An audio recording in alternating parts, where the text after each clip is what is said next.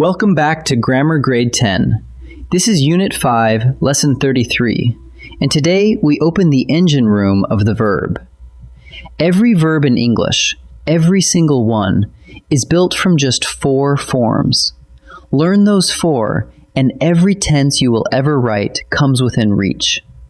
We'll meet the 4 parts, watch the well-behaved verbs build them, and then handle the spelling changes that catch people out. Let's start with a fact that unlocks every verb tense in English. Every verb has 4 principal parts. The base form, sometimes called the present form, then the present participle, the past form, and the past participle. Those 4 forms are the raw material. Every tense you will ever build is made out of them. Now, verbs differ in how they make those parts. And today we take the easy, well-behaved kind. A regular verb is the one that plays by the rules. It forms its past and its past participle by simply adding the letters ed to the base. Walk becomes walked. And if the base already ends in a silent E, you just add a D. Smile becomes smiled. Notice something lovely there.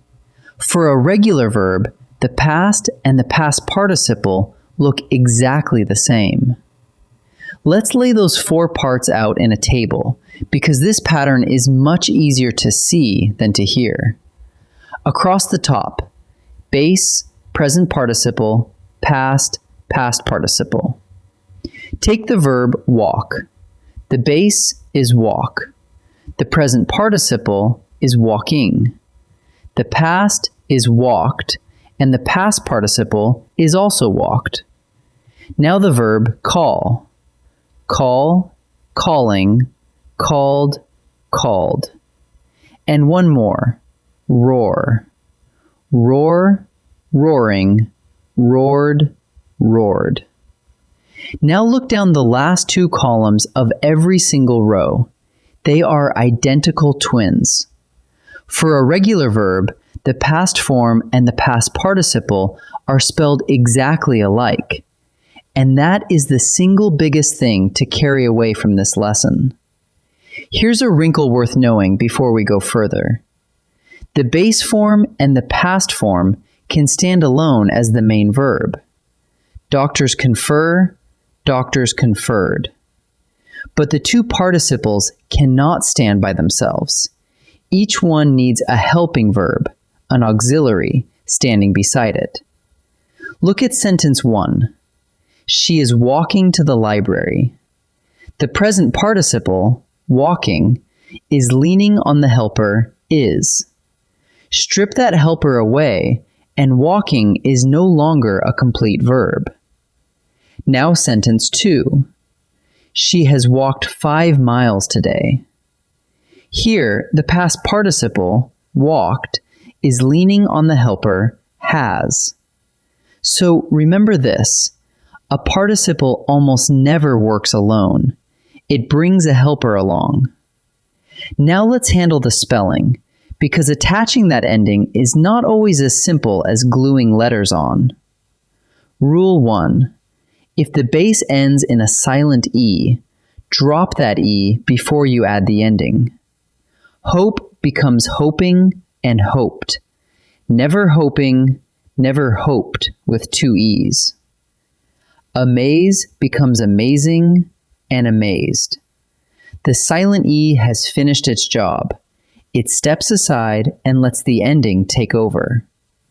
Say those words out loud and you'll hear that nothing is lost when the E goes. Rule 2 is the doubling rule, and it trips people up constantly. If a 1-syllable base ends in a single consonant with a single short vowel right in front of it, you double that final consonant before you add the ending. Stop gives us stopping and stopped with 2 P's. Plan gives us planning and planned with 2 N's. Now compare a long vowel word like seat. Seated keeps just 1 T because that vowel sound is long and drawn out. So listen for the short, snappy vowel. Stop. Plan. That short vowel is your signal to double. Rule 3 takes care of verbs that end in the letter Y. If the base ends in a consonant plus Y, change that Y to an I before you add the past ending. Carry becomes carried. Hurry becomes hurried. But be careful, because the change only happens for the past ending. When you add ing, the Y stays right where it is. Carrying, hurrying. English simply will not tolerate two I's in a row. And here's the escape clause. If a vowel comes before the Y, nothing changes at all. Play becomes played. Enjoy becomes enjoyed.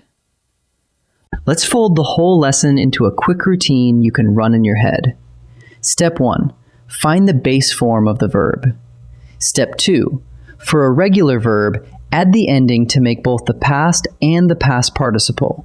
Those two are twins, spelled alike. Step 3. Check the spelling before you write. Does the base end in a silent E? Drop it. Is it one syllable with a short vowel and a single consonant? Double it. Does it end in a consonant plus Y? Change the Y to an I. Run those 3 steps and regular verbs will never surprise you. And in our next lesson, we meet the verbs that refuse this tidy pattern, the irregular verbs, which change their vowels instead of taking an ending. Ready to practice? Time to practice. In this first set, I'll give you a base verb and an ending, and you choose the correct spelling. Think about the 3 spelling rules we just walked through. Pause the video and decide before I reveal each answer. Hope plus the past ending. The base hope ends in a silent E, so that E steps aside. We never pile 2 E's together. The correct spelling is hoped. Stop plus ing. Listen to it.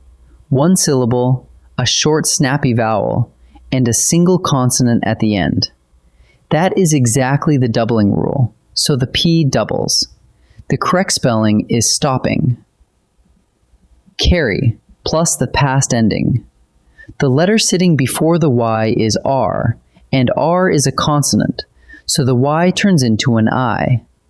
The correct spelling is carried. In this second set, each sentence contains a regular verb. Look closely at the verb and at any helper standing beside it. Then name the principal part that is doing the work. Pause and choose before I answer. The choir is rehearsing tonight. The verb ends in ing, and it leans on the helper is. An ing form propped up by is, are, or was is the present participle.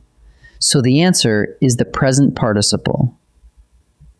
The engineers have repaired the bridge. Repaired certainly looks like the past form, but notice the helper have sitting right in front of it. When have, has, or had leads the way, the verb is the past participle. So the answer is the past participle. The audience applauded for a full minute. Applauded carries the past ending, and there is no helper anywhere near it. A past ending standing on its own is the past form, working as the main verb. So the answer is the past form. Let's gather it all up. Every verb has 4 principal parts: the base, the present participle, the past, and the past participle. A regular verb builds its past and its past participle the simple way, by adding the ending to the base, and those 2 forms come out looking exactly alike. And the spelling needs a moment of care. Drop the silent E, double the final consonant after a short vowel, and change Y to I after a consonant. Remember too that the participles always travel with a helping verb. Next time, we'll meet the verbs that refuse this tidy pattern, the irregular verbs. I'll see you there.